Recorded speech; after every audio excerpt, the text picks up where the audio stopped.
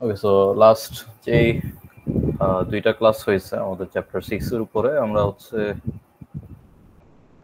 ফার্স্টে হচ্ছে first come first serve যেটা সেটা শেষ করছি, এফসিএফএস। আর এরপরে হচ্ছে শর্টেস্ট জব ফার্স্ট শেষ করছি, এবং শর্টেস্ট জব ফার্স্টের পরে এটার একটা প্রিএমটিভ ভার্সন আছে যেটার নাম হচ্ছে শর্টেস্ট রিমেইনিং টাইম ফার্স্ট, এসআরটিএফ। তো এই তিনটা আমরা এখন পর্যন্ত শেষ করছি। এখন এই তিনটায় আমাদের ইনপুট ছিল বেসিক্যালি এই যে প্রসেসগুলা, প্রসেসের আইডি, এখানে আইডির রিপ্রেজেন্টেটিভ হিসেবে P1 P2 P3 P4 এগুলো লেখা আর কি। আর সাথে ছিল অ্যারাইভাল টাইম আর হচ্ছে বার্স্ট টাইম। আমরা এখন যেই শিডিউলিং এ আর কি ঢুকবো সেটার নাম হচ্ছে প্রায়োরিটি শিডিউলিং। তো এখানে হচ্ছে আরেকটা ইনপুট যোগ হবে যেটা হচ্ছে আমার প্রায়োরিটি। প্রথমত বলে নেই, প্রায়োরিটি বেসিক্যালি হচ্ছে একটা ইন্টিজার বা হচ্ছে একটা নাম্বার। আমি হচ্ছে পরের স্লাইডটা দেখালে বুঝতে ইজি হবে। সেরকম একটা প্রসেস আছে, বার্স্ট টাইম আছে, অ্যারাইভাল টাইমও থাকতে পারে, আর হচ্ছে সঙ্গে প্রায়োরিটি। সো প্রায়োরিটি এরকম একটা সিঙ্গেল নাম্বার 3 1 4 5 2, ঠিক আছে, এখানে 1 থেকে 5 পর্যন্ত নাম্বার দেওয়া আছে, অথবা অন্য লেভেলিংও থাকতে পারে, যেমন এই কোশ্চেনের মধ্যে 10 20 30 40, ঠিক আছে, এভাবে দেওয়া আছে। তো আনলেস যদি হচ্ছে এটা আদারওয়াইজ বলা না থাকে কোশ্চেনের মধ্যে, প্রায়োরিটি হচ্ছে যে লোয়ার নাম্বার হচ্ছে হায়ার প্রায়োরিটি। মানে এখানে এই যে 1 থেকে 5 পর্যন্ত যেটা দেওয়া আছে সেটার মধ্যে 1 এর প্রায়োরিটি সবচেয়ে বেশি, তারপরে 2, তারপরে 3, তারপরে 4, তারপরে 5। তো এটা হচ্ছে আনলেস যদি এটা হচ্ছে ডিফল্ট ডিফল্ট অর্ডারিং, আনলেস যদি আদারওয়াইজ কোশ্চেনের মধ্যে বলা থাকে, এই যদি কোশ্চেনে বলা থাকে আর কি কি অর্ডারে হচ্ছে ফলো করতে হবে। আচ্ছা, তো প্রায়োরিটি শিডিউলিং এ আমাদের মেইন যে ক্রাইটেরিয়া শিডিউলিং এর সেটা হচ্ছে ওই প্রায়োরিটির বেসিসে হচ্ছে জিনিসগুলোকে শিডিউল করা। এখন প্রায়োরিটির বেসিসে আমি যখন শিডিউল করতে যাব, বেসিক্যালি হচ্ছে আমার এই যে স্মলার ইন্টিজার যেটা সেটার বেসিসে হচ্ছে আমাকে শিডিউল করতে হবে। এখন এটাও আবার খেয়াল করতে হবে যে আমার কি ওই প্রসেসটা অ্যারাইভ করছে কিনা টাইমের মধ্যে। যেমন আমরা শর্টেস্ট রিমেইনিং টাইম ফার্স্টের ক্ষেত্রে বা শর্টেস্ট জব ফার্স্টের ক্ষেত্রেও অ্যারাইভাল টাইমের পরে, মানে অ্যারাইভাল যখন হয় তারপরে আমি হচ্ছে ওই প্রসেসগুলোকে আমার কিউতে রাখি বা হচ্ছে ওইটাকে আমরা শিডিউলিং এর কনসিডারেশনে নিই। সেই ক্ষেত্রেও সিমিলার। তো এসজিএফ যেটা সেটা হচ্ছে এক ধরনের, এসজিএফটাই একটা প্রায়োরিটি শিডিউলিং এর একটা ভ্যারিয়েন্ট বলতে পারেন, যেখানে প্রায়োরিটিটা হচ্ছে যে burst time, CPU burst time যেটা সেটার সমানুপাতিক বা সেটা হচ্ছে প্রায়োরিটি হিসাবে। আর হচ্ছে এসআরটিএফটাও হচ্ছে শর্টেস্ট রিমেইনিং টাইম যেটা সেটা হচ্ছে আমার প্রায়োরিটি লেভেল। সো এই ক্ষেত্রে হচ্ছে আমার প্রায়োরিটি আলাদাভাবে দেয়া থাকবে, যেটার বেসিসে হচ্ছে জিনিসটাকে শিডিউল করতে হবে। এখন প্রায়োরিটির ক্ষেত্রে এই দুইটা মানে এই মেইন একটা প্রবলেম হয় যেটাকে বলা হয় হচ্ছে স্টারভেশন। তো স্টারভেশনে যেটা হয় যে কোনো একটা প্রসেসের প্রায়োরিটি যদি লো থাকে আর অন্যান্য প্রসেসগুলো মনে করেন একটার পর একটা নতুন প্রসেস আসছে, সেটা হচ্ছে আমার শর্ট টার্ম কিউ এর মধ্যে ঢুকতেছে, দেন এগুলো সবগুলো প্রায়োরিটি হচ্ছে একটা সাম স্পেসিফিক প্রসেসের চেয়ে হচ্ছে বেশি বা হচ্ছে ওগুলোর প্রায়োরিটি হাই। তো তখন হচ্ছে ওই প্রসেসগুলো আগে শিডিউল হবে, এই লোয়ার প্রায়োরিটি প্রসেসটা হচ্ছে তখন এতক্ষণ ধরে বসে থাকবে। তো এক্ষেত্রে দেখা যায় যে লোয়ার প্রায়োরিটি প্রসেসটা কখনোই এক্সিকিউট নাও হতে পারে, ঠিক আছে, নতুন প্রসেস এসে হচ্ছে আমার কিউটাকে পপুলেট করে ফেলতেছে বারবার। তো এই প্রবলেমটাকে বলা হয় স্টারভেশন। আমরা স্টারভেশন দেখি নাই, কিন্তু স্টারভেশনের একটা সিমিলার একটা কেস দেখছিলাম যেটার নাম ছিল কনভয় এফেক্ট, মনে আছে কিনা? হচ্ছে আমার ফার্স্ট কাম ফার্স্ট সার্ভের ক্ষেত্রে এই যে কনভয় এফেক্ট আমরা দেখছিলাম, P1 যেটা মানে এই P1টা বড় হওয়ার কারণে P2 আর P3টা আমার এই বড় প্রসেসের পিছনে চলে গেছে। সিমিলার কেসই আপনারা প্রায়োরিটি হিসেবে চিন্তা করেন যে হায়ার প্রায়োরিটি যেটা সেটার পেছনে হচ্ছে আমার লোয়ার প্রায়োরিটি গুলো চলে যাবে। তো কোনো না কোনো সময় এক্সিকিউট নাও হতে পারে যদি হচ্ছে আমার এই বড় সাইজের প্রসেসগুলো আরো অ্যাড হতে থাকে। তো এখন এটার সলিউশন হচ্ছে একটা ক্লেভার একটা সলিউশন এখানে দেয়া। আচ্ছা, আমি শেষ করি তারপরে কোশ্চেন নেব। একটা সলিউশন দেয়া যেটার নাম হচ্ছে এজিং। তো এজিং হচ্ছে যে প্রায়োরিটির যে ভ্যালুটা সেটা আমি হচ্ছে কিছু টাইম পরে হচ্ছে রিডিউস করব, অথবা হচ্ছে আমার এক্সিস্টিং যে লোয়ার প্রায়োরিটি প্রসেসগুলো আছে সেগুলোর একটা টাইম পিরিয়ড শেষ হলে ওইটার প্রায়োরিটি আমি ইনক্রিজ করব। ঠিক আছে, তো এটাকে বলা হচ্ছে এইজিং। তো এই ক্ষেত্রে দেখা যেটা হবে যে লোয়ার প্রায়োরিটি প্রসেস যত আগে আসছে, যত আগে আমার কিউতে এন্টার করতেছে, তত আমার ওইটার প্রায়োরিটি আস্তে আস্তে ইনক্রিজ করবে। এক সময় না এক সময় সেটা হচ্ছে আমার কিউ থেকে হচ্ছে সেটা শিডিউল করা হবে এক সময় না এক সময়। এটা হচ্ছে আমার স্টারভেশনের একটা সলিউশন। এই যে আচ্ছা, হ্যাঁ, একজনের কোশ্চেন ছিল।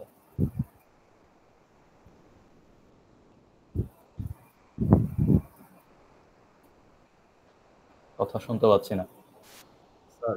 এইখানে হচ্ছে আপনি বললেন যে আমাদের প্রযুক্তিটা একটা বড় হয়, তাহলে ও বড় প্রসেসের কারণে ছোট যেগুলো আছে সেগুলো ও নাও মানে এক্সিকিউট করতে পারে। মানে এক্সিকিউট না হওয়ার কারণ কি? কারণ ও তো লাইনে থাকছে, কিন্তু পরে যেটা আসছে ও। আচ্ছা, ওইটা হ্যাঁ, যেটা জিজ্ঞাসা করতেছেন সেটা হচ্ছে কনভয় ইফেক্ট। আমি কনভয় ইফেক্টটা জাস্ট হচ্ছে এই স্টারভেশন প্রবলেমটা ইলাস্ট্রেট করার জন্য বললাম। তো কনভয় ইফেক্টটা হচ্ছে ফার্স্ট কাম ফার্স্ট সার্ভের জন্য দেখানো হয়েছে, তাই না? এক্ষেত্রে তো এক্ষেত্রে কিন্তু আমরা অ্যারাইভাল টাইমের বেসিসে শিডিউল করতেছি, তো এখানে আমার কোনো প্রবলেম হবে না। কিন্তু যদি আমি প্রায়োরিটির কথা চিন্তা করি, যে এখানে মনে করেন P1 এর যে প্রায়োরিটি, P2 P3 এর হচ্ছে লোয়ার প্রায়োরিটি। তো পরবর্তীতে P2 এর P3 যে আসার আগে, মনে করেন 24 এর আসার আগে আমার এখানে আরেকটা অ্যারাইভাল হলো, যেখানে হচ্ছে আমার এই P2 আর P3 এর চেয়ে হায়ার প্রায়োরিটির কোনো একটা প্রসেস এখানে হচ্ছে অ্যারাইভ করলো। তো ওইটাকে আগে শিডিউল করতে হবে, তারপরে P2 P3। তো এইভাবে যখন আমার নতুন প্রসেস আসতে থাকবে হায়ার প্রায়োরিটির, আমার পসিবিলিটি থাকতে পারে যে লোয়ার প্রায়োরিটি যে প্রসেসগুলো আছে সেগুলা কখনো শিডিউল হচ্ছে না। বুঝতে পারছি? জি স্যার, বুঝতে পারছি। আচ্ছা, তো এটাই আর কি আমার স্টারভেশন প্রবলেমটা। আর একটা সলিউশন যেটা বললাম সেটা হচ্ছে যে লোয়ার প্রায়োরিটি প্রসেসের আমার প্রায়োরিটি গুলো হচ্ছে আস্তে আস্তে বৃদ্ধি পাবে, যত সময় যাবে তত হচ্ছে আমার প্রায়োরিটি আমি ওয়ান স্টেপ করে করে ইনক্রিজ করব। আচ্ছা, এখন আমরা ম্যাথে চলে আসি। তো এই ম্যাথটাই আমি হচ্ছে আমার প্যাডে করব। আগে আমি একটু কপি করে নিই জিনিসটা। এখানে আছে হচ্ছে প্রসেস burst time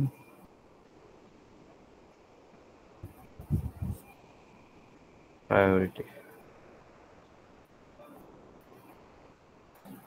হচ্ছে P1 P2 P3 P5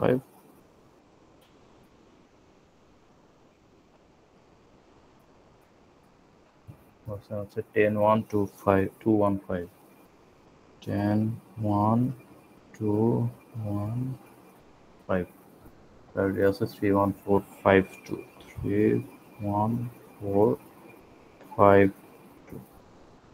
আচ্ছা, স্ক্রিনটা কি দেখা যাচ্ছে? আইপ্যাডের স্ক্রিনটা দেখা যাচ্ছে না? যাচ্ছে যে। আচ্ছা, ঠিক আছে। তো এখানে দেখা যাচ্ছে। আচ্ছা, ঠিক আছে। তো এখানে হচ্ছে আমি এই প্রবলেমটাই সলভ করা শুরু করব। তো এখন আমার বার্স্ট টাইম আর প্রায়োরিটি দেয়া আছে, যেহেতু অ্যারাইভাল টাইম দেয়া নাই, তো আমাকে ধরে নিতে হবে যে সবগুলা সেম টাইমে অ্যারাইভ করছে। তো আমার এখানে মনে করেন আমার হচ্ছে যে কিউ যেটা, সরি গ্যান্ট চার্ট যেটা, ঠিক আছে, গ্যান্ট চার্ট যেটা সেটা হচ্ছে এখানে করলাম আমি। তো টাইম 0 থেকে শুরু, টাইম 0-তে সবগুলো অ্যারাইভ করছে। P1 P2 P3 P4 P5। আচ্ছা, তো এখন সবগুলা যেহেতু সেম টাইমে অ্যারাইভ করছে, তো আমার কিউয়ের মধ্যে সবগুলাই আছে। এখন এর মধ্যে আমার কোনটা চুজ করতে হবে সেটা আমার এই কারেন্ট শিডিউলিং ক্রাইটেরিয়ার বেসিসে হচ্ছে চুজ করা হবে। তো আমার যেহেতু প্রায়োরিটি শিডিউলিং, তো এক্ষেত্রে আমার প্রায়োরিটি যেটার সবচেয়ে বেশি হায়ার প্রায়োরিটি সেটা চুজ করতে হবে। আর আমরা আগেও বলছি যে এখানে যেই রিপ্রেজেন্টেশনটা আছে প্রায়োরিটির, তো এই রিপ্রেজেন্টেশনটা বেসিক্যালি হচ্ছে আপনার লোয়ার নাম্বার হচ্ছে হায়ার প্রায়োরিটি ইন্ডিকেট করতেছে। তো এখানে লোয়ার নাম্বার ফার্স্টে হচ্ছে এই যে 1, ঠিক আছে? তো 1 হচ্ছে P2 এর, তো P2 হচ্ছে আগে শিডিউল হবে, P2 আগে শিডিউল হবে, শিডিউল হয়ে P2 এর বার্স টাইম হচ্ছে 1, তো এটা হচ্ছে 1 পর্যন্ত যাবে, দেন P2 শেষ। বাকি যেগুলো আছে সেগুলোর মধ্যে লোয়ার হায়ার প্রায়োরিটি হচ্ছে যে 2 এর, ঠিক আছে? এখন আসবে হচ্ছে P5, সো P5 এর বার্স টাইম 5, সো এটা যাবে হচ্ছে 1 থেকে 6, তো 6 এ যাওয়ার পরে আমার P2 P5 শেষ। এখন P1 P3 P4, P1 P3 P4 এর মধ্যে হায়ার প্রায়োরিটি হচ্ছে P1 এর, সো P1 এখানে হচ্ছে শিডিউল হবে এবং এটা যাবে হচ্ছে 10 ইউনিট টাইম, 6 থেকে 16, P1 শেষ।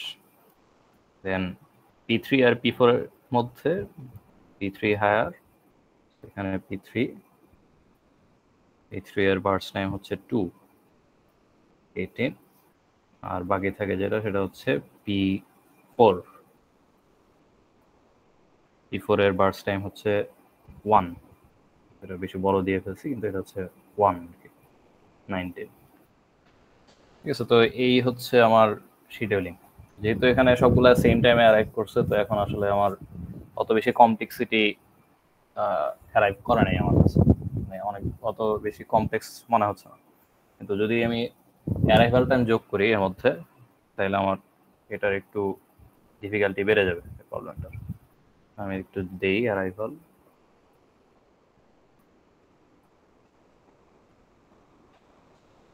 অ্যারাইভাল মনে করি P1 আসছে হচ্ছে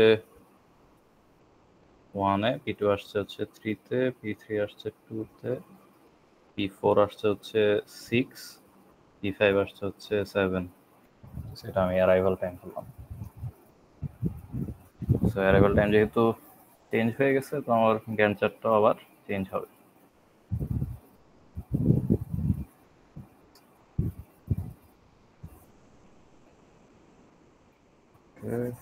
স্যার এটা কপি করে নিচে রেখে দিলে ভালো হতো। কপি করে নিচে রেখে দিব, কারণ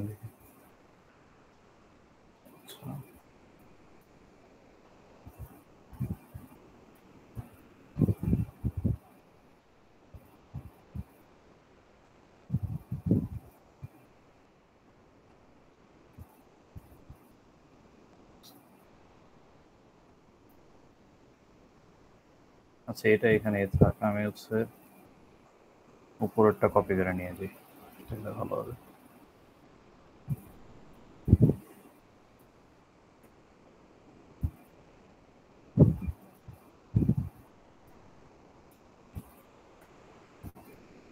রাইট,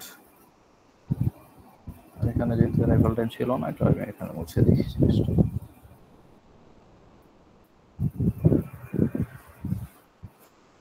ওকে, সো এখানে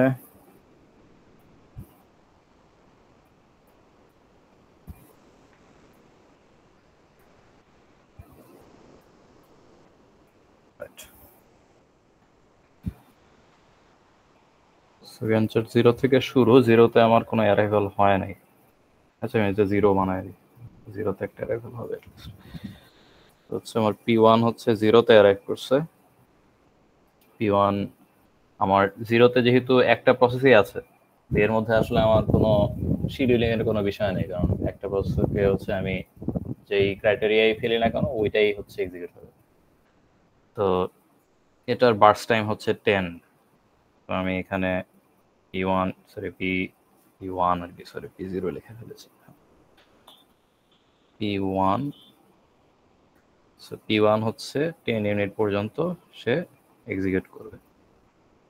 এখন 10 ইউনিট এক্সিকিউট করার মাঝে হচ্ছে অ্যারাইভ করবে কি ফার্স্টে হচ্ছে 2-তে অ্যারাইভ করছে হচ্ছে P3, 2-তে অ্যারাইভ করছে হচ্ছে P3, 3-তে অ্যারাইভ করছে হচ্ছে P2, 6 এ অ্যারাইভ করছে হচ্ছে P4 and 7 এ অ্যারাইভ করছে হচ্ছে P5, right? Okay, so then আমার কারেন্টলি কিউ এর মধ্যে হচ্ছে সবগুলাই আছে। সবগুলো যেহেতু আছে, আমি হচ্ছে এর মধ্য থেকে যেটার প্রায়োরিটি বেশি, মানে হচ্ছে এই চারটার মধ্যে প্রায়োরিটি বেশি হচ্ছে P3 এর প্রায়োরিটি বেশি, মানে হচ্ছে লোয়ার প্রায়োরিটি ইন্ডিকেটর যেটা। সো P2 যেটা, সরি P3 যেটা, সেটা হচ্ছে শিডিউল হবে এবং সেটা শিডিউল হবে হচ্ছে 2 ইউনিট টাইম পর্যন্ত। সো এটা হচ্ছে 12 পর্যন্ত। সো P3 ডান। স্যার একটু ইন্টারাপ্ট করি। এখানে আমাদের P3, P2, P4, P5 চারটাই 10 সেকেন্ডের ভিতরে অ্যারাইভ করছে, কিন্তু প্রায়োরিটি অ্যালগোরিদমে আমরা পড়লাম যে মনে করেন দুইটা জিনিস কিউতে আছে অলরেডি, 3 নাম্বার একটা স্টেপ আসলো যার প্রায়োরিটি হচ্ছে আগে থেকে থাকা এলিমেন্টের থেকে বেশি, তাহলে তো সেটা ওদের মাঝখানে ঢুকে পড়বে না? এটা হচ্ছে প্রিএমপ্টিভ প্রায়োরিটি শিডিউলিং। ঠিক আছে, স্লাইডে আবার যাই। প্রায়োরিটি শিডিউলিং দুইটা আছে, একটা হচ্ছে প্রিএমপ্টিভ আর একটা হচ্ছে নন প্রিএমপ্টিভ। ঠিক আছে, আমরা কারেন্টলি যেটা দেখতেছি এটা হচ্ছে নন প্রিএমপ্টিভ, ও মানে okay sir, shortage of first বা হচ্ছে ফার্স্ট কাম ফার্স্ট সার্ভ ওটার মতো। তো ওখানে বুঝছি কিন্তু স্যার। আমরা কোনো একটা প্রসেস যদি এক্সিকিউট করতে থাকে সেটাকে আমরা হচ্ছে স্টপ করব না। Okay sir. সেটা হচ্ছে কারেন্টলি এটা। এই এক্সাম্পলেই আমি হচ্ছে পরবর্তীতে প্রিএমপ্টিভ দিয়ে করব। P3 হচ্ছে শিডিউল হয়েছে অলরেডি। তো P0, সরি P0 ডান, P3 ডান, সরি কি বলতেছি, হ্যাঁ P3 ডান।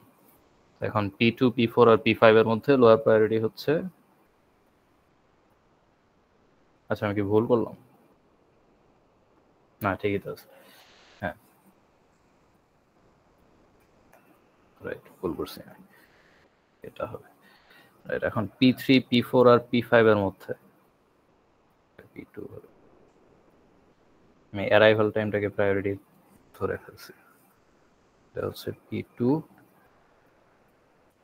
যেটা হচ্ছে 1 ইউনিট টাইম যাবে আর কি এখানে।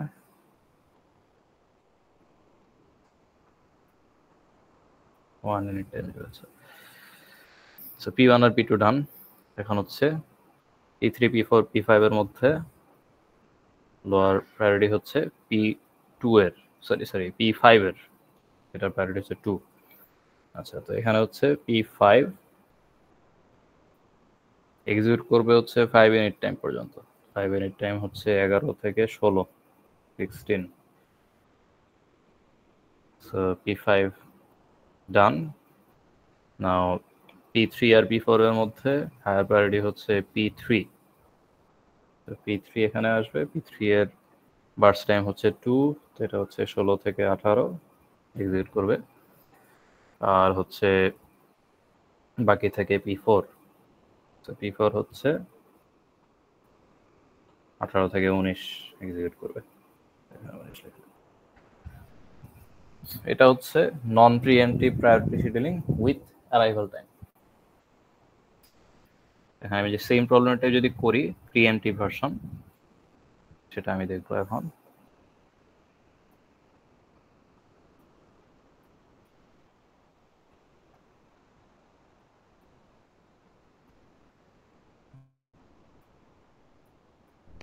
স্যার উপরের টেবিলটা আরেকটু দেখাবেন, একটু 10 সেকেন্ড। যাচ্ছি।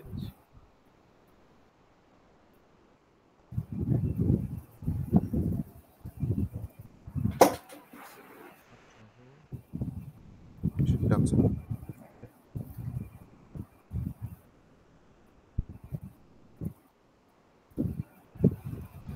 তো এখন আমরা যেটা করব সেটা হচ্ছে প্রিএমপ্টিভ প্রায়োরিটি শিডিউলিং। আগে যেটা বলছি যে প্রিএমপ্টিভ ভার্সন যেগুলো, সেগুলো হচ্ছে যে যখন কোন একটা প্রসেস অ্যারাইভ করবে নতুন, তখনই হচ্ছে আমার এই শিডিউলারটা হচ্ছে ইনভোক হবে, মানে হচ্ছে আমার একটা সিলেকশন হবে তখনই। এটা ম্যাটার করে না হচ্ছে যে আমার কোন একটা হায়ার প্রায়োরিটি প্রসেস রান করতেছে কিনা বা হচ্ছে লোয়ার প্রায়োরিটি প্রসেস রান করতেছে কিনা, আমার হচ্ছে শিডিউলারটা ইনভোক হবে। শিডিউলারটা সেম প্রসেসকে শিডিউল করতে পারে বা অন্য প্রসেসকে শিডিউল করতে পারে, এটা হচ্ছে শিডিউলিং ক্রাইটেরিয়ার উপরে নির্ভর করবে। তো এই ক্ষেত্রে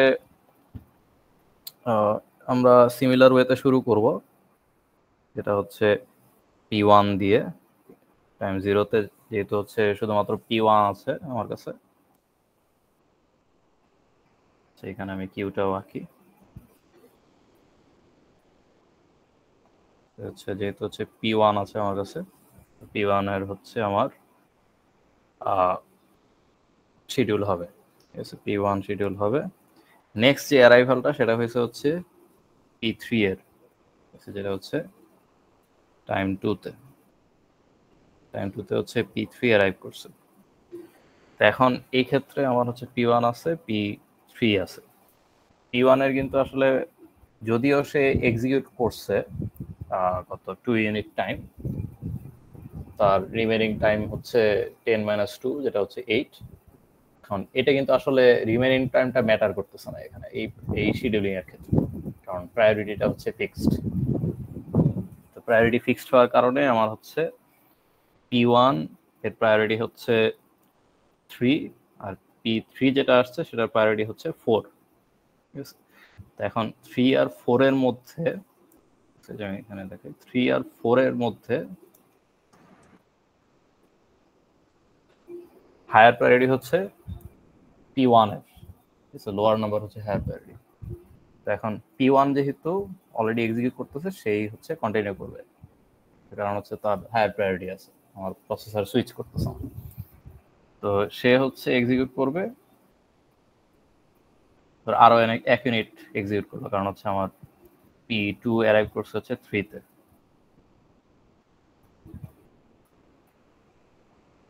P2 অ্যারাইভ করছে হচ্ছে 3-তে। দেখেন এখন আমার P2 ও হচ্ছে যোগ হয়েছে এই জায়গায়। তো P1, P2 আর P3 এর মধ্যে আমার হায়ার প্রায়োরিটি চলে আসছে হচ্ছে P2 এর, ঠিক আছে। তো এখন আমার প্রসেস সুইচ হয়ে যাবে, এখান থেকে P1 থেকে এখন আমি P2 এক্সিকিউট করা শুরু করব, ঠিক আছে। তো P2 এক্সিকিউট করা শুরু করব। নেক্সট অ্যারাইভাল হচ্ছে টাইম 6, ঠিক আছে। সো টাইম 6 হচ্ছে অ্যারাইভাল, আর P2 আসলে শেষ হবে তাড়াতাড়ি, কারণ বার্স্ট টাইম হচ্ছে 1। তো এখানে 4 এ হচ্ছে এটা শেষ, সেটা পরে দিই। ফার্স্ট হচ্ছে 4 এ হচ্ছে এটা শেষ, কারণ এটার বার্স্ট স্যার টাইম হচ্ছে 1। P2 যখন শুরু হচ্ছে তখন কি P1 এর রিমেনিং টাইম 7? হ্যাঁ, 3 থেকে শুরু করছে, 3 ইউনিট টাইম পর্যন্ত সে অলরেডি এক্সিকিউট করছে। আচ্ছা, ডান স্যার। তো P2 হচ্ছে এক্সিকিউট করবে 4 পর্যন্ত, 3 থেকে 4 পর্যন্ত। তো 4 পর্যন্ত এক্সিকিউট করার পরে তার আসলে এখানে তার এক্সিকিউশন সাইকেল শেষ। তো সে আমার কিউ থেকে চলে যাবে, আর এখানে যেহেতু কোনো কিছু অ্যারাইভ করে নাই, এখানে আরেকটা শিডিউলিং হবে। এখন এই শিডিউলিংটা হবে হচ্ছে P1 আর P3 এর মধ্যে। তো P1 আর P3 এর মধ্যে আমরা দেখছি যে P1 এর হচ্ছে হায়ার প্রায়োরিটি, তো এখানে আবার P1 এক্সিকিউট করবে। এখন P1 এক্সিকিউট করবে, মনে করেন হচ্ছে, আচ্ছা আমরা ফার্স্টে দেখি অ্যারাইভাল, নেক্সট অ্যারাইভাল হয়েছে হচ্ছে 6-এ, তাই না? 6-এ অ্যারাইভাল হয়েছে হচ্ছে P4। সো P4 আর P1 এর মধ্যে কোনটা হায়ার প্রায়োরিটি? P1 এর, তাই না? সো ফার্স্টে দেখবো P1 শেষ হয়েছে কিনা। P1 শেষ হয় নাই, সো P1 কন্টিনিউ করবে এখান থেকে। দেন নেক্সট অ্যারাইভাল হচ্ছে 7, অ্যারাইভ করছে হচ্ছে P5। এখন দেখবো P5 আর P1 এর মধ্যে হায়ার প্রায়োরিটি কোনটা। এখন কিন্তু P5 এর হায়ার প্রায়োরিটি। সো আচ্ছা, আমার এখানে হচ্ছে P4 চলে আসছে, আর আরেকটা হচ্ছে P5। সেটা একটু নিচে নিয়ে আসি।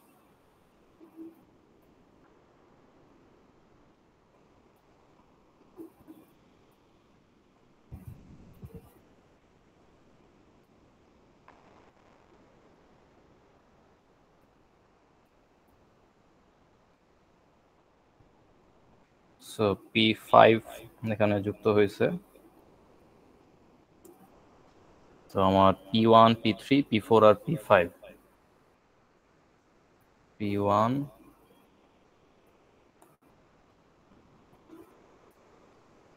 একটু যেহেতু শেষ P1 P3 P4 P5 P4 P5 তো এর মধ্যে হায়ার প্রায়োরিটি হচ্ছে P5 এর। তো P5 হচ্ছে এখানে শিডিউল হবে P5। তো P5 এর বার্স্ট টাইম হচ্ছে 5। তো এর মাঝে অন্য কোনো প্রসেস কিন্তু অ্যারাইভ করে নাই, যেটা হচ্ছে আমার শিডিউলিংটা ইনভলভ করবে, এবং P5 এর শেষ না হওয়া পর্যন্ত অন্য কোনো প্রসেস আসলে মানে অন্য কোনো হায়ার প্রায়োরিটি প্রসেস আসলে আমার কিউয়ের মধ্যে নাই। তো এটা হচ্ছে 7 + 5 12 পর্যন্ত হচ্ছে এক্সিকিউট করবে।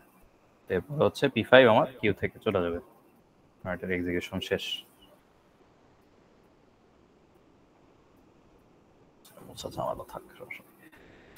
আচ্ছা, তো P5 চলে গেল, এখন বাকি আছে P1 P3 P4। So P1 P3 P1 P3 P4 এর মধ্যে হায়ার প্রায়োরিটি P1 এর কতক্ষণ বাকি আছে? এখানে হচ্ছে 4 থেকে 7, তো 3 এখানে 3 আর ওখানে হচ্ছে 3, তো 6 ইউনিট আছে, আর বাকি আছে হচ্ছে 4 ইউনিটস বাকি। তো P1 আবার কন্টিনিউ করবে 4 ইউনিটস পর্যন্ত, দ্যাট ইজ 16। তো P1 শেষ, আর বাকি আছে P3 আর P4। তো P3 আর P4 এর মধ্যে হায়ার প্রায়োরিটি হচ্ছে P3 কন্টিনিউ করবে কতক্ষণ? বার্স্ট টাইম 2, তো 16 থেকে 18 পর্যন্ত হচ্ছে কন্টিনিউ করবে P3। আর হচ্ছে লাস্টে বাকি থাকে হচ্ছে P4, এখানে হচ্ছে P3 শেষ, তো P4 বাকি। P4 হচ্ছে 19 করছে। হ্যাঁ, বার্স্ট টাইম 1, সো P4 হচ্ছে 19 পর্যন্ত। ঠিক আছে, তো এটা হচ্ছে আমার প্রিএমপ্টিভ প্রায়োরিটি শিডিউলিং। সেই ম্যাথে আমি আরেকটা কাজ করব।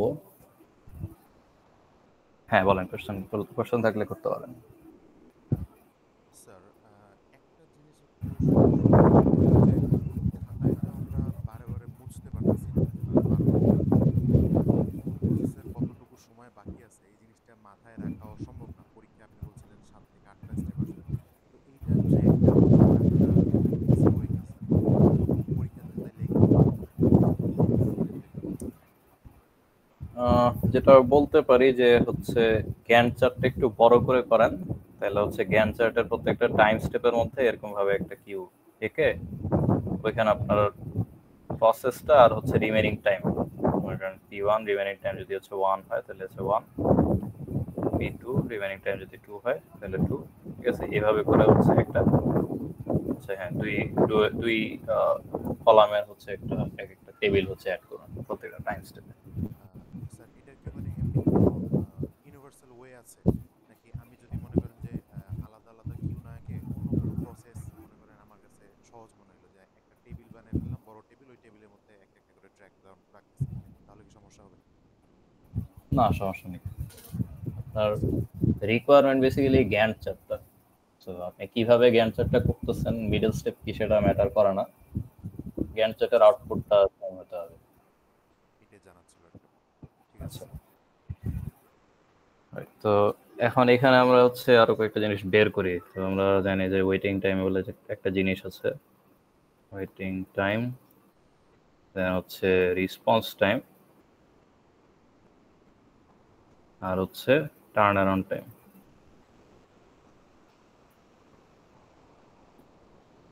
ছিল এক্সাস আরেকবার লিখি।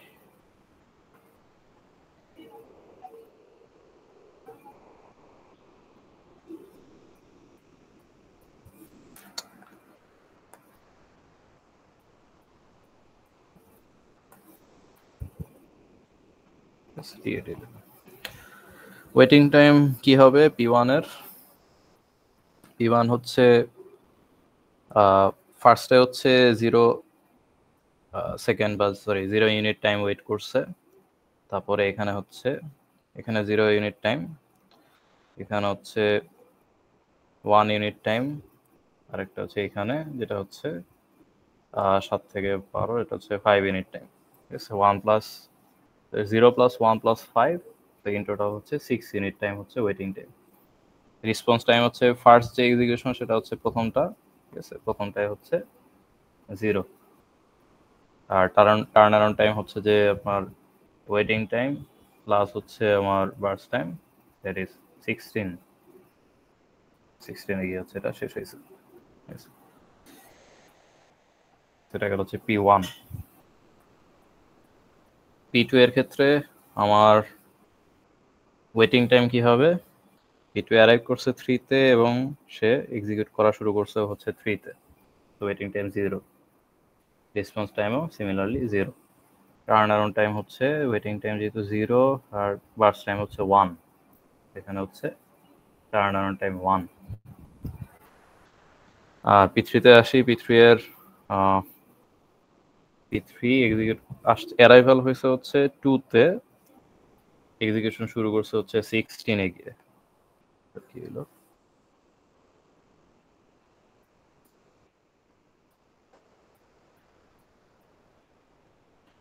এই ডিউরেশনটা হচ্ছে সে ওয়েট করছে, তো এই ডিউরেশনটা কত হয়? 16 - 2, that is 14।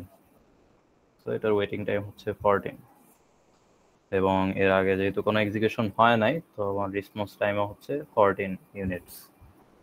R turn around time হবে হচ্ছে 14 প্লাস হচ্ছে এখানে হচ্ছে 2, তো টোটাল হচ্ছে 16। রাইট, এখন হচ্ছে P4 এর অ্যারাইভাল হয়েছে হচ্ছে এখানে, এক্সিকিউশন শুরু করছে এখানে, এই ডিউরেশনটা হচ্ছে ওয়েটিং টাইম। তো 6 থেকে 18, দ্যাট ইজ 12।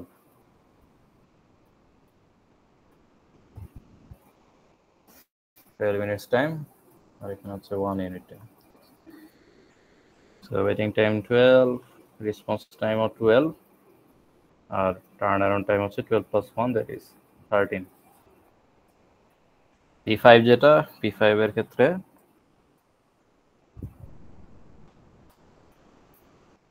অ্যারাইভাল 7 এ, এক্সিকিউশনও 7 এ, তো এখানে 0 ইউনিট হচ্ছে তার ওয়েটিং টাইম, এবং এক্সিকিউশন হয়েছে হচ্ছে 5 units time. So waiting time 0, response টাইমও 0, আর টার্ন অ্যারাউন্ড টাইম হচ্ছে 5।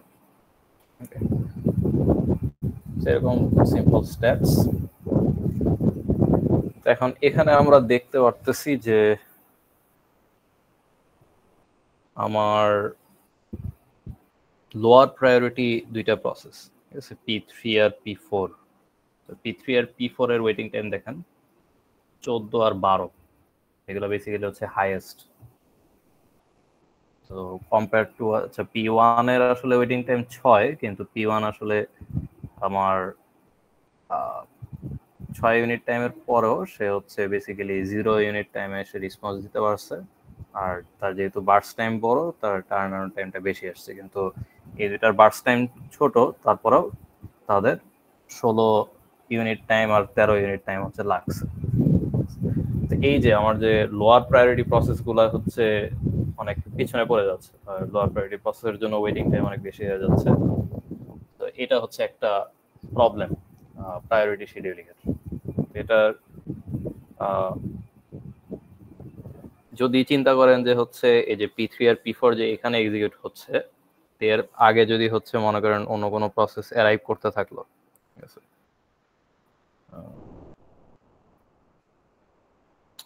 অন্য কোনো কালার নেই, হচ্ছে এটা দিয়ে। তো এখানে যদি অন্য কোনো প্রসেস অ্যারাইভ করতে থাকে যেগুলো হচ্ছে আমার P3 আর P4 এর যে হায়ার প্রায়োরিটি, তো তখন দেখা যাবে যে হচ্ছে ওগুলা প্রসেসকে টাইম দিতে দিতে P3 আর P4 হচ্ছে কখনোই আর এক্সিকিউট করতে পারবে না। এটাই ছিল আমার ওই স্টারভেশন প্রবলেমটা, যেটার সলিউশন হচ্ছে যে আমরা এই যে P3 এর যে প্রায়োরিটিটা সেটা আমরা হচ্ছে একটা ডিউরেশন পরে রিডিউস করব। P3 হয়ে যাবে হচ্ছে প্রায়োরিটি হয়ে যাবে 3, P4 এর হয়ে যাবে 4, এভাবে। তো যতক্ষণ না পর্যন্ত এক্সিকিউট হচ্ছে ততক্ষণ পর্যন্ত এরকম পিরিয়ডিক্যালি আমার এই প্রায়োরিটিগুলো আপডেট হয়ে, তো এখন এক সময় না এক সময় তো প্রায়োরিটি হচ্ছে 1 বা 0 এর দিকে চলে আসবে, তখন হচ্ছে আমার এই প্রসেসটা আগে এক্সিকিউট হবে। ওকে, সো এটা গেল হচ্ছে আমার প্রিএম্পটিভ প্রায়োরিটি শিডিউলিং। আমি আবার স্লাইডে চলে আসি। এখানে এক্সাম্পল যেটা দেয়া আছে সেটা তো আমরা করলাম অলরেডি, মিটিং টাইম আছে। এখানে আরেকটা এক্সাম্পল দেয়া আছে, সেটা আপনারা নিজেরা করবেন। প্রায়োরিটি দেয়া আছে, অ্যারাইভাল টাইম দেয়া আছে, বার্স্ট টাইম দেয়া আছে। এই যে গ্যান্ট চার্ট আছে, এটা সমান হয় কিনা ট্রাই করে দেখবেন। আরেকটা অ্যালগরিদম আমাদের বাকি আছে, যেটা হচ্ছে রাউন্ড রবিন। রাউন্ড রবিনটা হচ্ছে একটু ডিফারেন্ট। তো এখানে যেটা হয় যে, স্যার একটু রাউন্ড রবিনের আগে সেটা হচ্ছে প্রায়োরিটি স্কেজুলিং এর যে সলভড ভার্সনটা বললেন, ওইটা কি আমরা করব? মানে যেটা হ্যাঁ, প্র্যাকটিসের জন্য এটা করতে পারবেন। টাইম টু টাইম রিডিউস হবে প্রায়োরিটি, এরকম প্রবলেম কি আছে?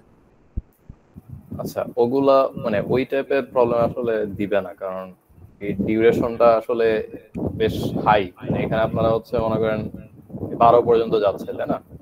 তো আমরা যখন স্টারভেশনের চিন্তা করব, তখন হচ্ছে হান্ড্রেডস অথবা হচ্ছে থাউজেন্ডস ইউনিট টাইম পর্যন্ত, এর পরে গিয়ে হচ্ছে এই প্রায়োরিটিটা আপডেট হবে। তো এই ক্ষেত্রে ওইটা আসলে ম্যাথমেটিক মানে ম্যাথ ওই টাইপের ম্যাথ আসার সম্ভাবনা খুবই কম, ওগুলা আসবে না। বুঝতে পারছি স্যার। আচ্ছা, তো আমরা হচ্ছে প্রায়োরিটি শিডিউলিং থেকে এখন আমরা বের হয়ে গেছি। এখন আমরা আরেকটা জিনিস শুরু করবো, যেটা হচ্ছে রাউন্ড রবিন। রাউন্ড রবিন যেটা, সেটা খুব সিম্পল। এখানে আমার কোনো প্রায়োরিটি নাই বা কোনো হচ্ছে শিডিউলিং ক্রাইটেরিয়া নাই। যেটা হবে সেটা হচ্ছে যে প্রত্যেকটা প্রসেসই একটা সিরিয়াল মেনটেন করে একটা সাম অ্যামাউন্ট অফ টাইম পর্যন্ত তারা সিপিইউ অ্যাক্সেস পাবে। তো এখানে একটা ছোট এস্টিমেট দেয়া আছে, যদি হচ্ছে n প্রসেস থাকে, তাহলে আমার প্রত্যেকটা প্রসেস হচ্ছে যে 1/n of the CPU time chunk হচ্ছে তারা এক্সিকিউট করবে, আর বাকি হচ্ছে আচ্ছা at 1/n of the CPU time in chunks of at most q time units at once. তো হচ্ছে আমার q হচ্ছে আমার কোয়ান্টাম টাইম, কোয়ান্টাম যে ইউনিট টাইম পর্যন্ত হচ্ছে আমি একটা প্রসেসকে ম্যাক্সিমাম এক্সিকিউট করতে দিব। তো q ইউনিট টাইম পার হইলে আমি হচ্ছে নেক্সট প্রসেসটা থেকে দিব। তো একটা প্রসেসকে আমার হচ্ছে পরবর্তী যেই এক্সিকিউশন সাইকেলটা, সেটা আসতে হচ্ছে আমার n-1 কিউ টাইম হচ্ছে লাগবে। তো nটা প্রসেস থাকলে হচ্ছে n-1টা আদার প্রসেস আছে, তো ওগুলাকে হচ্ছে কিউ ইউনিট টাইম করে হচ্ছে টাইম দেয়া হবে। এটাই হচ্ছে আমার রাউন্ড রবিন।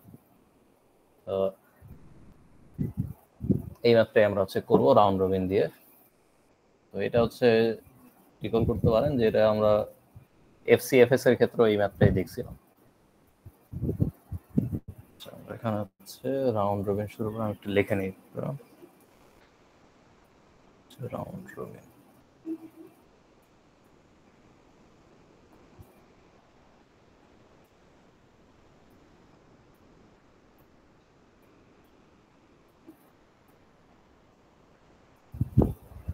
প্রসেস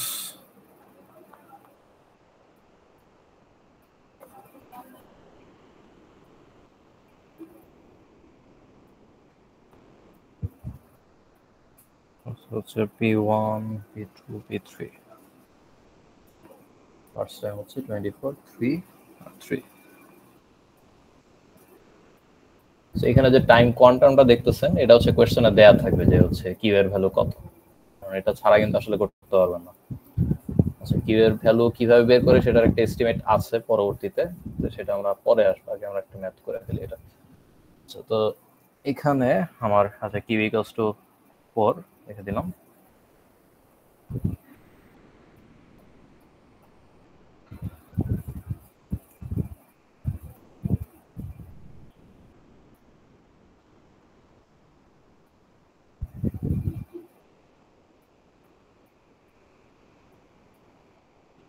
এটা হয়নি।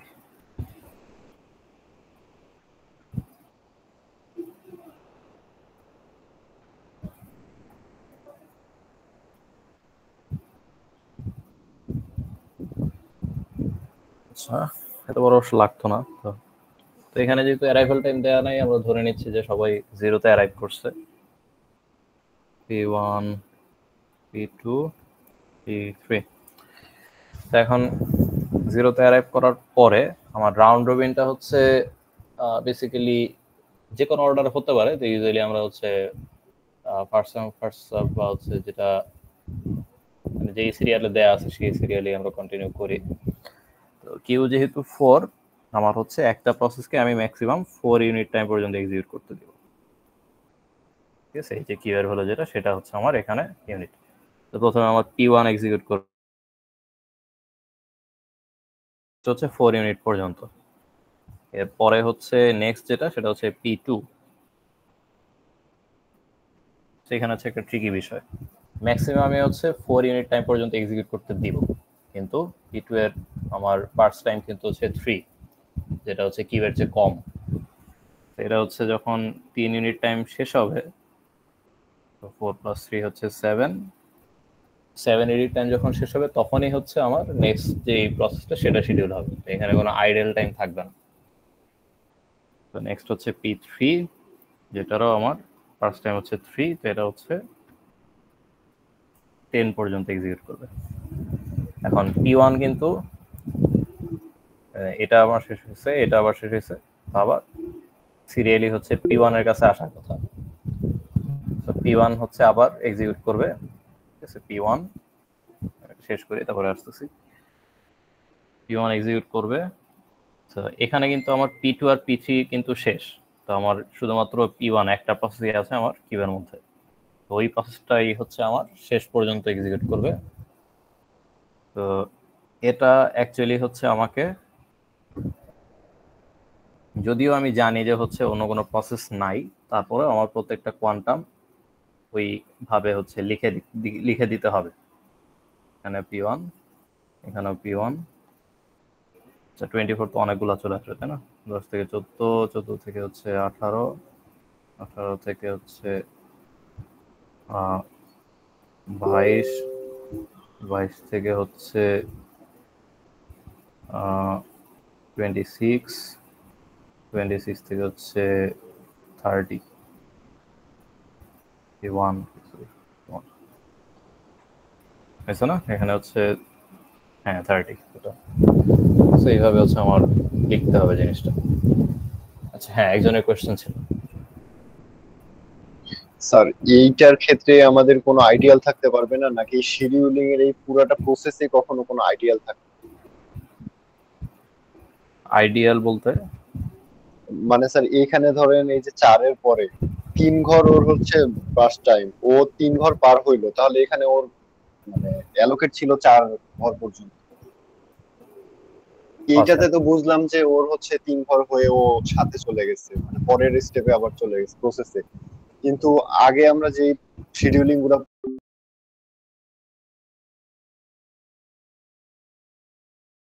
নরমালি হচ্ছে অ্যালগরিদম গুলো এমন ভাবে ডিজাইন করা, কোনো আইডল টাইম থাকবে না শিডিউলিং এর মাঝখানে, যতক্ষণ পর্যন্ত আমার রেডি কিউয়ের মধ্যে প্রসেস আছে, বা শর্ট টাইম শিডিউলার যতক্ষণ পর্যন্ত তার কিউয়ের মধ্যে প্রসেস পাচ্ছে, ততক্ষণ পর্যন্ত কোনো আইডল টাইম থাকবে না।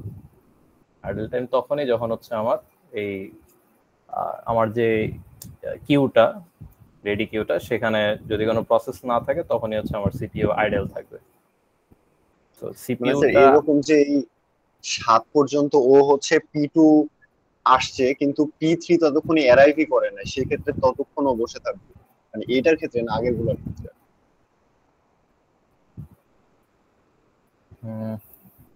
আমি বুঝি না, আরেকবার বলেন তো।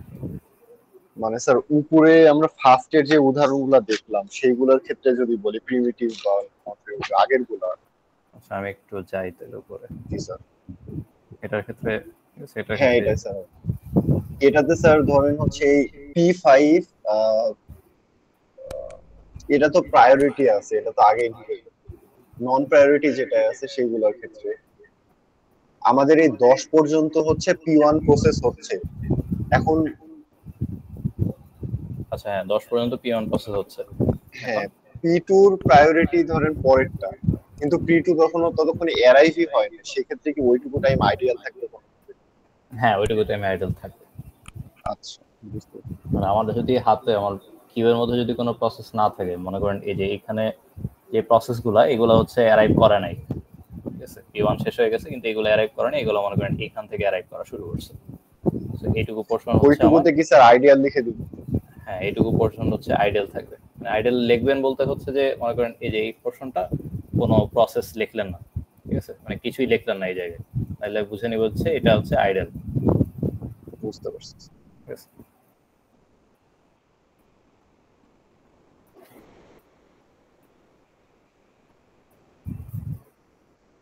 আচ্ছা, তো রাউন্ড রবিন নিয়ে স্যার রাউন্ড রবিনের হ্যাঁ একটা বলেন। কোশ্চেন ছিল, হ্যাঁ সেটা বলেন। হচ্ছে P2 আর P3 তে বার্স্ট টাইম হচ্ছে আপনি বললেন কিউর চেয়ে কম, সেই জন্য আমি মানে 3 হিসেবে নিলাম। বাট যদি কিউর চেয়ে মানে কিউতে তো 4 দেয়া, 4 এর চেয়ে যদি বেশি হইতো তাহলে আমি মানে কত ধরতাম, মানে যেটা দেয়া আছে ওইটাই ধরতাম নাকি?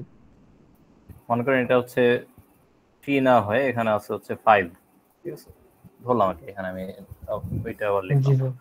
তো যদি এখানে 5 থাকে তাহলে হচ্ছে এখানে, এটা আমি একটু কপি করে নিই,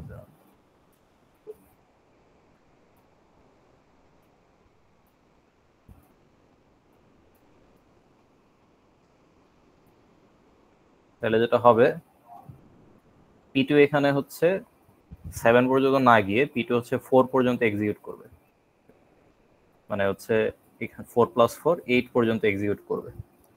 এরপরে হচ্ছে P3 তে যাবে, কারণ সে হচ্ছে ম্যাক্সিমাম এই কিউ অ্যামাউন্ট অফ টাইম হচ্ছে সে এক্সিকিউট করতে পারবে, ঠিক আছে, এর চেয়ে বেশি করতে দেওয়া হবে না। তো তার বাকি থাকে হচ্ছে 1 ইউনিট, তো ওই 1 ইউনিটের জন্য হচ্ছে P3 শেষ করতে হবে, P1 এর কোয়ান্টাম শেষ করতে হবে, তারপরে হচ্ছে সে ওই 1 ইউনিট এক্সিকিউট করার টাইম পাবে। বুঝা গেছে? জিনিসটা এরকম হবে যে এখানে হচ্ছে আমার 3 ইউনিট টাইম যেহেতু 8 থেকে হচ্ছে এখানে 11, তারপর P1 হচ্ছে 11 থেকে 15, তারপর হচ্ছে এখানে P2, এগুলো আমি মুছে দিই।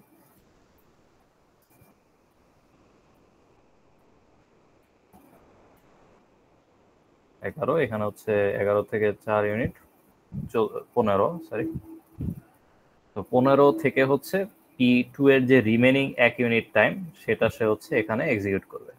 P2, ঠিক আছে, এখানে কিন্তু 1 ইউনিট টাইম, এখানে 1 ইউনিট টাইম।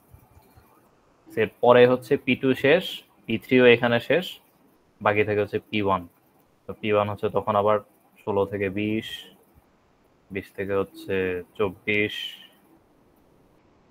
24 থেকে হচ্ছে 28, 28 থেকে হচ্ছে ওয়েট 4, ভুল করলাম নাকি, এখানে 4, 32 পর্যন্ত যাবে কি, যেহেতু 5 ধরছি। ও হ্যাঁ ঠিক আছে, থ্যাংক ইউ। এখানে হচ্ছে সবগুলা P1, রাইট। তো এটা হচ্ছে ওই কেসে যদি হচ্ছে আমার এখানে 5 থাকে। বুঝা গেছে? জি স্যার, ব্যাপারটা ক্লিয়ার হয়েছে এবার।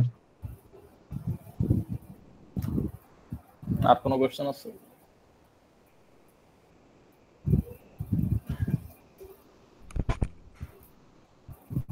স্যার রাউন্ড রবিনের ব্যাপারটা যেটা আমরা দেখলাম যে মানে টাইম কোয়ান্টাম যদি 4 সেকেন্ড থাকে তাহলে 4 সেকেন্ড পরে অবশ্যই আমি প্রসেসটা থামাবো। আমার সিচুয়েশন যদি এরকম হয়, মনে করেন যে আমার কাছে 1000টা প্রসেস আছে, 1 নাম্বার প্রসেসটা এক্সিকিউট করতে 5 সেকেন্ড সময় লাগতো, কিন্তু আমি 4 সেকেন্ড পরে থামাই দিলাম, থামাই দিয়ে বাকি 999টা এক্সিকিউট করার পরে গিয়ে আবার সেই 1 নাম্বার প্রসেসটা মানে চান্স পাবে এক্সিকিউট করার, রাইট? হ্যাঁ। এখন এটার ক্ষেত্রে কি আমার 1 নাম্বার প্রসেসটার জন্য অনেক বেশি সময় লাগতেছে না? এটার কি কোনো ফিক্সেশন আছে নাকি, বা রাউন্ড রবিনের কোনো আপডেট ভার্সন আছে নাকি? সো এটা অ্যাকচুয়ালি প্রথমত রাউন্ড রবিনে আমার এই যে কিউটা যে আমি ঠিক করতেছি, এটার পিছনে একটা সিলেকশন ক্রাইটেরিয়া আছে, তো যেটা হচ্ছে আমার স্লাইডে যদি যাই, এখানে একটা অ্যানালাইসিস দেয়া আছে যেটা হচ্ছে আমার টাইম কোয়ান্টাম কতর জন্য আমার হচ্ছে এভারেজ টার্ন অ্যারাউন্ড টাইম কত হবে। এভারেজ টার্ন অ্যারাউন্ড টাইম হচ্ছে টোটাল যে টার্ন অ্যারাউন্ড টাইম সেটা divided by number of process. তো এখানে বেসিক্যালি হচ্ছে যেটা দেখা যায়, কিউ হচ্ছে এমন ভাবে চুজ করতে হবে যাতে হচ্ছে যে 80% অফ সিপিইউ বার্স্ট, মানে 80% প্রসেসের বার্স্ট টাইম হচ্ছে কিউ এর চেয়ে শর্ট হয়। এখন যদি হচ্ছে আমার 80% সিপিইউর 80% আর কি প্রসেসের যে আপনার বার্স্ট টাইম সেটা যদি কিউ এর চেয়ে ছোট হয়, তাহলে দেখা যাবে যে হচ্ছে যদি ওই কেসেও 1000 তো প্রসেস যে কখনোই হচ্ছে আমার রেডি কিউয়ের মধ্যে থাকবে না, আলাদা শিডিউলারের কাহিনী আছে। মনে করি 100টা প্রসেসই এখানে আছে, তো 100টা প্রসেসের মধ্যে হচ্ছে আমার 80% প্রসেস বা হচ্ছে 80 ইন্টু কিউ, ঠিক আছে, কিউ এর চেয়ে ছোট হবে, কিন্তু কিউ যদি ধরি 80 ইন্টু কিউ টাইম হচ্ছে আমার ওই 80টা প্রসেস এক্সিকিউট করার জন্য এনাফ। তো বাকি যে 20 প্রসেস আছে সেগুলো হচ্ছে কিছুটা ডিলে হচ্ছে এই ইন্টারমিডিয়ারি সুইচিং এর কারণে। তো এইটা হচ্ছে আমার কিউ এর যে লেন্থটা সেটা চুজ করার হচ্ছে একটা ক্রাইটেরিয়া। তো এটার জন্য মানে এটা এমন ভাবে চুজ করতে হবে যাতে হচ্ছে আপনি যে কেসটা বললেন ওই কেসটা যাতে অ্যারাইজ না করে, ঠিক আছে। তো অ্যানালাইসিসটা এভাবে করা হয়েছে। আর আরেকটা ভ্যারিয়েন্ট আছে এটার, যেটা হচ্ছে আমরা এটা অ্যাকচুয়ালি আপনার মিনিক্স 3 যে অপারেটিং সিস্টেমটা আছে ওইটার সোর্স কোড হচ্ছে গিটহাবে দেয়া আছে। তো ওইটার সোর্স কোডে গিয়ে দেখতে পারবেন যে ওখানে যে শিডিউলারটা আছে, শিডিউলারের মধ্যে হচ্ছে শিডিউলিং ফাংশন যেটা, সেখানে এই কোয়ান্টামও আছে, মানে হচ্ছে একটা রাউন্ড রবিন অ্যালগরিদম, আবার হচ্ছে প্রায়োরিটিও আছে। তো ওইটা হচ্ছে একটা priority based round robin algorithm. তো ওইটা হচ্ছে আরেকটা ডিফারেন্ট ভ্যারিয়েন্ট। ওইটা অ্যাকচুয়ালি আমি শিওর না ওইটা কিভাবে কাজ করে, আমার একটু ঘেটে দেখতে হবে, কিন্তু ওই ফাংশনটা আমার যতদূর মনে আছে আমি দেখছিলাম, যদিও অনেক আগে দেখছি, কিন্তু এটা আমার ক্লিয়ারলি মনে আছে। এখানে হচ্ছে একটা প্যারামিটার ছিল প্রায়োরিটি, কোয়ান্টাম ছিল আবার প্রায়োরিটিও ছিল। সো এটাই। আর কোয়ান্টাম যে শুধুমাত্র ফিক্সড থাকবে তা না, কোয়ান্টাম হচ্ছে আমার যেই রেডি কিউয়ের যেই স্টেটটা সেটার উপরে ডিপেন্ড করবে হচ্ছে আমার কোয়ান্টাম কত নিব আমি। তো কোয়ান্টাম হচ্ছে ইন দ্য মিডল চেঞ্জও হতে পারে, এটা কোনো কনস্ট্যান্ট না আর কি, ঠিক আছে। তো আর এখানে আরেকটা দুইটা জিনিস আছে যে কিউ যদি হচ্ছে অনেক বেশি লার্জ নেওয়া হয়, যে আমার সবগুলো প্রসেসের বার্স্টের চেয়ে আমার হচ্ছে কিউ অনেক বড়, তো এটা বেসিক্যালি হচ্ছে আমার ফার্স্ট কাম ফার্স্ট সার্ভ যে অ্যালগরিদমটা সেটার মতো কাজ করবে, সেটার সিমিলার আউটপুট দিবে। আর কিউ যদি অতিরিক্ত স্মল হয়ে যায় তাহলে হচ্ছে যেটা হবে আমার প্রথমত হচ্ছে যে সিপিইউ এক্সিকিউট করার টাইম আছে, আবার হচ্ছে আমি যে প্রত্যেকটা স্টেপে যে হচ্ছে আমি শিডিউলিংটা করতেছি, এটা এখানে যে প্রসেসটা সুইচ হচ্ছে 1 থেকে 2 তে, 2 থেকে 3 তে, তো এইখানে হচ্ছে আমার কনটেক্সট সুইচিংটা হবে। তো কনটেক্সট সুইচিং এর জন্য হচ্ছে আমার একটা ওভারহেড টাইম আছে। ওই টাইমটা হচ্ছে যদি আমি কিউয়ের ভ্যালু বেশি কম নিয়ে ফেলি, বেশি ছোট নিয়ে ফেলি, তাহলে হচ্ছে ওই টাইমটাও সিগনিফিকেন্টলি বড় হয়ে যাবে, কারণ আমার প্রত্যেকটা প্রসেসের সঙ্গে ওই টাইমটা অ্যাড হচ্ছে। তো এটা হচ্ছে একটা প্রবলেম। তো এমন ভাবে চুজ করতে হবে যাতে হচ্ছে কিউটা অপটিমাম থাকে। তো এটার একটা ক্রাইটেরিয়া হচ্ছে এখানে দেওয়া 80% বার্স্ট টাইম যদি হয়। আচ্ছা হ্যাঁ, এই কোয়েশ্চেন থাকলে বলেন। স্যার কন্টেক্সট সুইচ টাইম কোনটাকে বলা হচ্ছে? কনটেক্সট সুইচ টাইম হচ্ছে যে এখানে আমি যখন একটা প্রসেসকে শিডিউল, মানে একটা প্রসেস আমি হচ্ছে এক্সিকিউশন স্টপ করে আরেকটা প্রসেসকে আমি শিডিউল করতেছি। এই যে P1 কিন্তু শেষ হয়নি, P1 এর বাকি আছে, P1 কে আমি স্টপ করে দিয়ে P2 কে যে আমি জায়গা করে দিচ্ছি, আমার এক্সিকিউশন এর রিসোর্সটা দিয়ে দিচ্ছি। তো এটার ক্ষেত্রে আমার P1 যতটুকু এক্সিকিউট করছে সেটার একটা ট্র্যাক রাখা লাগে। তো সেটাই হচ্ছে আমার কনটেক্সট সুইচিং প্রসেসটার মাধ্যমে হচ্ছে এক্সিকিউট হয়। কনটেক্সট সুইচিং আমরা হচ্ছে আগে দেখছিলাম, এটা হচ্ছে চ্যাপ্টার 3 এর পার্ট হিসেবে মনে হয়েছিল।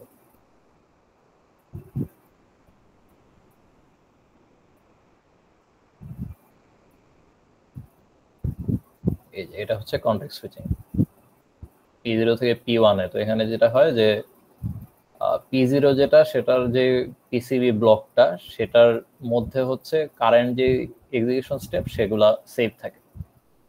তো সেভ থাকার পরে ওইটা যখন সেভ করা হয়, এরপরে হচ্ছে P1, যেটা হচ্ছে অন্য প্রসেস।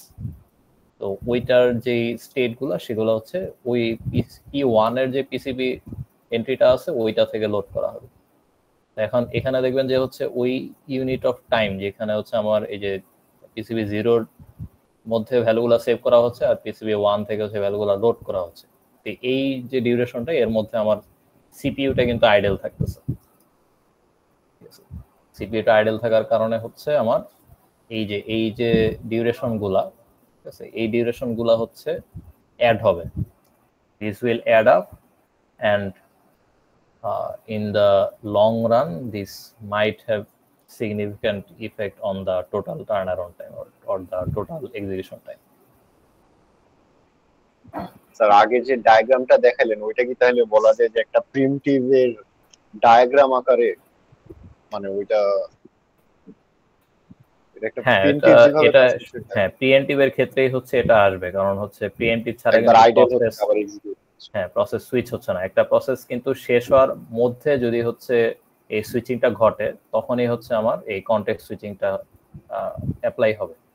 কারণ প্রসেস P0 যদি এই পর্যন্ত এসে যদি তার এক্সিকিউশন শেষ হয়ে যায়, তাহলে কিন্তু তার এই স্টেটগুলো সেভ করার দরকার হচ্ছে না, এই প্রসেসটা টার্মিনেট করে ফেলছে।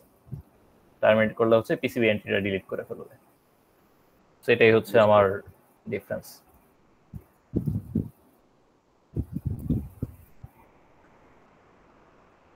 ঠিক আছে।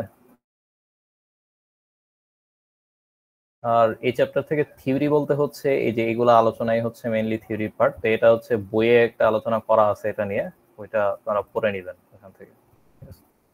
আর এখানে হচ্ছে কনটেক্সট সুইচিং যেটা, তো প্রসেস টাইম হচ্ছে 10, কোয়ান্টাম হচ্ছে 12, আর যদি 6 হয় আর হচ্ছে যদি 1 হয়। তো এখানে কোয়ান্টাম যদি যত বেশি হবে তত হচ্ছে আমার এই সুইচের সংখ্যাটাও তত বেশি হবে। ঠিক আছে। তো এই যে কোয়ান্টাম সাইজ 1 দিয়ে হচ্ছে 9 বার সুইচ হচ্ছে, আর কোয়ান্টাম টাইম যদি হচ্ছে 10 হয় তাহলে হচ্ছে একবারও সুইচ হচ্ছে না। তো এটাই হচ্ছে আমার এখানে যে কম্পারিজনটা সেটা ভিজুয়ালি দেখানো।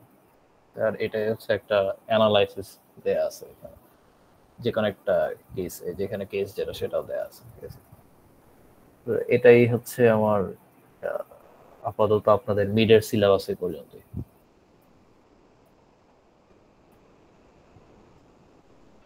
আচ্ছা, কোয়েশ্চন টাইপ আসলে ম্যাথ তো আসছে অবশ্যই। আমার যতদূর মনে আছে যে ম্যাথ থেকে আপনাদের 12 মার্ক আসছে। এটা হচ্ছে চ্যাপ্টার 6 থেকে হচ্ছে 12 মার্কস। আর রিমেইনিং কত থাকে? রিমেইনিং মানে 13 মার্কস। তো 13 মার্কসের মধ্যে 5 মার্কস আসছে হচ্ছে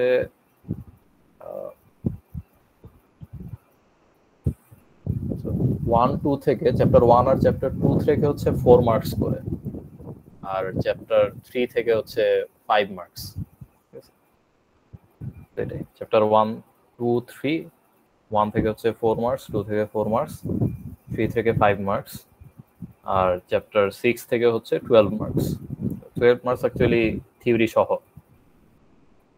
শুধু ম্যাথে যে 12 মার্কস তা না, থিওরি সহ হচ্ছে 12 মার্কস। আচ্ছা স্যার, এই ম্যাথের বিষয়টা কি খালি মানে এভারেজ বার করে এরকম টাইপেরই নাকি অন্য মানে? আপনারা একটু এই বিষয়ে প্রিভিয়াস কোশ্চেনগুলো কনসাল্ট করতে পারেন। কোশ্চেন আসলে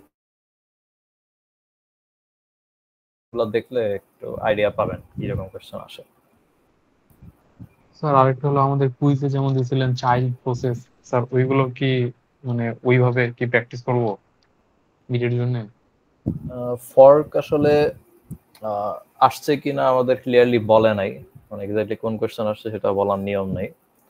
তো যেহেতু এটা সিলেবাসের অন্তর্ভুক্ত, এটা পড়তে পারেন। চ্যাপ্টার 3 তো আসলে অত বড় না, তো চ্যাপ্টার 3টা যতটুকু আছে ততটুকুর মধ্যে ওইটা ওয়ান অফ দ্য ইম্পর্টেন্ট জিনিস। স্যার আমরা কোডের কি প্র্যাকটিস করবো? 4K যেরকম ছিল কোড। ফর্ক আপনারা প্র্যাকটিস বলতে ফর্ক আসলে আপনার মানে নিজেরা রান করে দেখলে হচ্ছে বেটার হয়। এখানে আপনার হচ্ছে মনে করেন চ্যাপ্টার 3তেই যেখানে যে কোডটাতে আছে এটা নিজেরা একটু রান করে দেখবেন। এখানে যে প্রিন্টএফ স্টেটমেন্ট গুলো এটা হয়তো বাদ দিলেন, এখানে একটা প্রিন্টএফ স্টেটমেন্ট অ্যাড করে দেখবেন এটা কখন এক্সিকিউট হচ্ছে, বা পরে অ্যাড করে দেখবেন কখন এক্সিকিউট হচ্ছে। সো এইভাবে এটা হচ্ছে একটু এক্সপেরিমেন্ট করলে তখন হচ্ছে জিনিসটা বুঝতে পারবেন ইজিলি। এখানে এটা ডিসক্রিপশনও তো দেয়া আছে। আর এখানে আমার আপনার হচ্ছে জম্বি প্রসেস, তারপরে অরফ্যান প্রসেস, এগুলোর যে কোডগুলো এগুলো একটু বোঝার চেষ্টা করবেন। Okay sir. এটা যেহেতু ফর্ক কনসেপ্টটা অনেকেই হচ্ছে একটু বুঝতে ডিফিকাল্ট হয়, তো ভিজুয়ালাইজ করার জন্য হচ্ছে ওই ট্রি স্ট্রাকচারে হচ্ছে জিনিসটা দেখলে হচ্ছে ইজি হবে। কারণ একটা প্রসেস যখন ফর্ক করবে, ফর্ক জিনিসটা হচ্ছে সেম যে প্রসেসটাই ওটারই হচ্ছে একটা কপি ক্রিয়েট করবে। আচ্ছা, আমি একটা কোয়েশ্চেন দিয়েছিলাম, একটা ফর্কের মাধ্যমে যদি চাইল্ড প্রসেস ক্রিয়েট করা হয় তাহলে কোন সেকশন গুলা হচ্ছে সে করবে, কোন সেকশন গুলা সে হচ্ছে আপনার শেয়ার করবে প্যারেন্টের সঙ্গে। এখন আপনার সেকশন আছে হচ্ছে 4টা সেকশন, বা হচ্ছে আপনার পার্ট আছে হচ্ছে 4টা। টেক্সট সেকশন আছে বা হচ্ছে কোড সেকশন, দেন হচ্ছে প্রোগ্রাম কাউন্টার, ওটার স্ট্যাক, ওটার হিপ, আর একটা হচ্ছে ডেটা সেকশন। তো ডেটা সেকশন হচ্ছে গ্লোবাল ভ্যারিয়েবল যেগুলো সেগুলো। আর আমি হচ্ছে গিক ফর গিক্স এর একটা আর্টিকেল দেখছিলাম, ওটা হচ্ছে যে এই সেম এক্সপেরিমেন্টটাই হচ্ছে তারা করে গিক ফর গিক্স এ। সার্চ দিয়ে পাই কিনা দেখি, which এই যেটা সেখানে তারা হচ্ছে একটা ডিটেইলড এক্সপেরিমেন্ট করছে। এক্সপেরিমেন্ট করে এই যে এখানে আউটপুটের বেসিসে আউটপুটের মেমরি অ্যাড্রেসও প্রিন্ট করছে। প্রিন্ট করে যেটা বলছে সেটা কি, both child and parent processes have their own copy of global variable and local variable। তার মানে হচ্ছে আমার এই যে ডেটা সেকশনের কোনোটাই হচ্ছে শেয়ার্ড হচ্ছে না, ঠিক আছে। তারপর কি, private memory variable returned by malloc is the same in both processes. They are mapped to different physical memory addresses. Otherwise, when the child has been to value 50 with the memory address, the same 50 would have been shown in the parent instead 0 is shown। আচ্ছা, private memory variable এটা আসলে হচ্ছে আপনার আজকে ল্যাবে যেটা দেখাইছিলাম, এই যে এমম্যাপ যে সিস্টেম কলটা, এটার মাধ্যমে ক্রিয়েট করা। তো এটা আসলে মানে নরমাল না, মানে হচ্ছে আমরা ফর্ক ইউজ করলে এটা ইনফর্ক হয় না, এটা একটা আলাদা সিস্টেম কল, তো এই বিষয়টা আলাদা। আর আচ্ছা, এখানে জাস্ট এটাই কি অবজারভেশন, এটাই আমাদের দরকার, বাকিগুলো আমরা নিজেরাই এন্টার করতে পারবো। যেমন হচ্ছে প্রোগ্রাম কাউন্টার, একটা প্রোগ্রাম কত পর্যন্ত এক্সিকিউট করছে সেটা কি হচ্ছে আমার দুইটা প্রসেসের জন্য সেম আসবে? কখনো আসবে না, কারণ চাইল্ড প্রসেস মনে করেন আমার এই কোডের ক্ষেত্রে এটা হচ্ছে এই কোডের ক্ষেত্রে আমার হচ্ছে চাইল্ড প্রসেস হচ্ছে মনে করেন এখানে আছে, এই লাইনে আছে, আর প্যারেন্ট প্রসেস আছে হচ্ছে এই লাইনে। তো এটা প্রোগ্রাম কাউন্টার কখনোই শেয়ার করবে না, সেম কাউন্টার দুই জায়গায় দুই ইন্ডিকেশন কিভাবে দিবে। দেন স্ট্যাক হচ্ছে যে আমার প্রোগ্রামের এক্সিকিউশন যে ফ্লোটা, বিশেষ করে ফাংশন কলিং এর ক্ষেত্রে, সেটা হচ্ছে আমার ফাংশনের প্যারামিটার আর হচ্ছে রিটার্ন অ্যাড্রেস। রিটার্ন অ্যাড্রেসটা হচ্ছে আমার ওই ফাংশন এক্সিকিউশন শেষ করে রিটার্ন করার পরে কোন স্পেসিফিক লাইনে আর কি শুরু করবে সেটার যে অ্যাড্রেসটা, সেটা এটাও কিন্তু এক্সিকিউশন ফ্লো এর উপরে ডিপেন্ডেন্ট। এটাও হচ্ছে দুইটার ক্ষেত্রে ডিফারেন্ট। সিমিলারলি হিপ হিপ হচ্ছে আপনার ডাইনামিক্যালি অ্যালোকেটেড মেমোরি। তো আমরা হচ্ছে ম্যালক বা হচ্ছে ক্যালক ইউজ করলে হচ্ছে আমরা এই হিপটা অ্যাক্সেস করি, হিপের যে ডেটাটা সেটা হচ্ছে আমরা অ্যাক্সেস করি। যেটা বলতেছি এটার যে মেমোরিটা সেটা অ্যাক্সেস করি। তো হিপটাও হচ্ছে দুইটার ক্ষেত্রে আলাদা আলাদা মেমোরি সেগমেন্ট অ্যালোকেট হবে এবং সেখানে স্টোর হবে। সো এই চারটার কোনোটাই হবে না, শুধুমাত্র টেক্সট সেকশন যেটা সেটাই একমাত্র হচ্ছে শেয়ার্ড হবে। টেক্সট সেকশন হচ্ছে যে কোডটা, এটা ইনটিউটিভলি বুঝতে পারবেন, কারণ হচ্ছে এই সেম কোডটাই কিন্তু হচ্ছে আমার চাইল্ড প্রসেস এক্সিকিউট করতেছে। হয়তো হচ্ছে সে এই লাইন থেকে এক্সিকিউট করতেছে, বা হচ্ছে যদি আমি ইফ সহ ধরি ফরকের পরে এই লাইন থেকে এক্সিকিউট করতেছে, কিন্তু তার যে কোড যে পুরোটা ইনস্ট্রাকশন সেট অফ ইনস্ট্রাকশন সেটা কিন্তু সেম। কোড সেকশনটাই আর টেক্সট সেকশন যেটা সেটাই একমাত্র হচ্ছে শেয়ার্ড হবে আমার প্যারেন্ট প্রসেস আর চাইল্ড প্রসেসের মধ্যে। বুঝা গেছে? ওটাই হচ্ছে অ্যাকচুয়াল আনসার।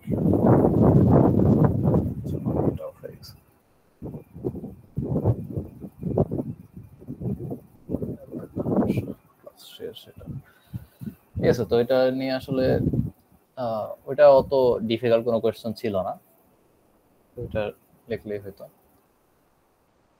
আর কোনো কোয়েশ্চেন আছে? আমাদের মোটামুটি মিডের সিলেবাস শেষ এই পর্যন্ত।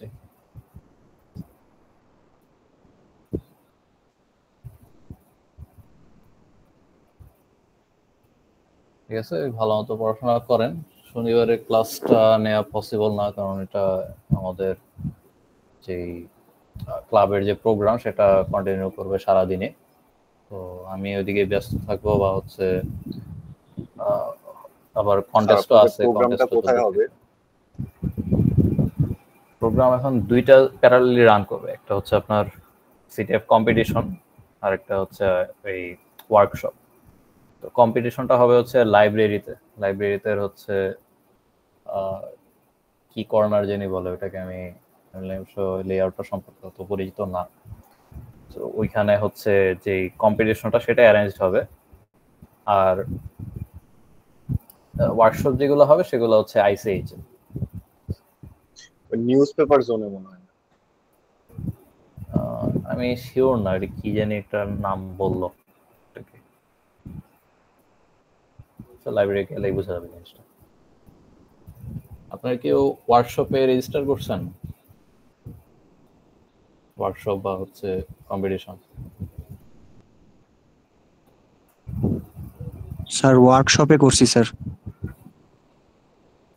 আচ্ছা, হ্যাঁ, মানে এখানে এটা আসলে একটা ভালো অপরচুনিটি, কারণ আমরা তো ক্লাবের পার্ট হিসেবে অত বেশি ইভেন্ট অ্যারেঞ্জ করতে পারি না। নিজেদের ক্যাম্পাসে এরকম ইভেন্ট অ্যারেঞ্জ করা আসলে খুব রেয়ার কেস, অত বছরে একটা অ্যারেঞ্জ করা যায়। ওই হিসাবে মানে এগুলার অপরচুনিটিতে আসলে হাতে নেওয়া বেনিফিশিয়াল একটা আউটকাম দিবে আপনাদের। তো যাদের সুযোগ হয় তারা অবশ্যই এগুলা পার্টিসিপেট করবেন যদি আগ্রহ থাকে, বা হচ্ছে যদি এই ফিল্ডে ফিউচারে কাজ করতে চান। তাহলে যারা আসবে তারা মোটামুটি সবাই এই ফিল্ডের আপনার এক্সপার্টস। স্যার 10টা বেজে যাচ্ছে স্যার, খাওয়া দাওয়া করা লাগবে স্যার, যদি একটু শেষ করতে ভালো লাগছে। আচ্ছা, তো কতজন আসছে? স্যার সবাই জানেন স্যার 50%।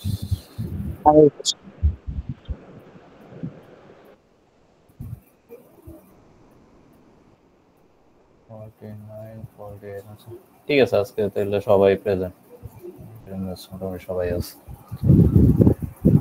ঠিক আছে, তাহলে আজকে এ পর্যন্তই। আল্লাহ হাফেজ। আসসালামু আলাইকুম স্যার। আসসালামু আলাইকুম স্যার। ওয়ালাইকুম আসসালাম। আসসালামু আলাইকুম স্যার।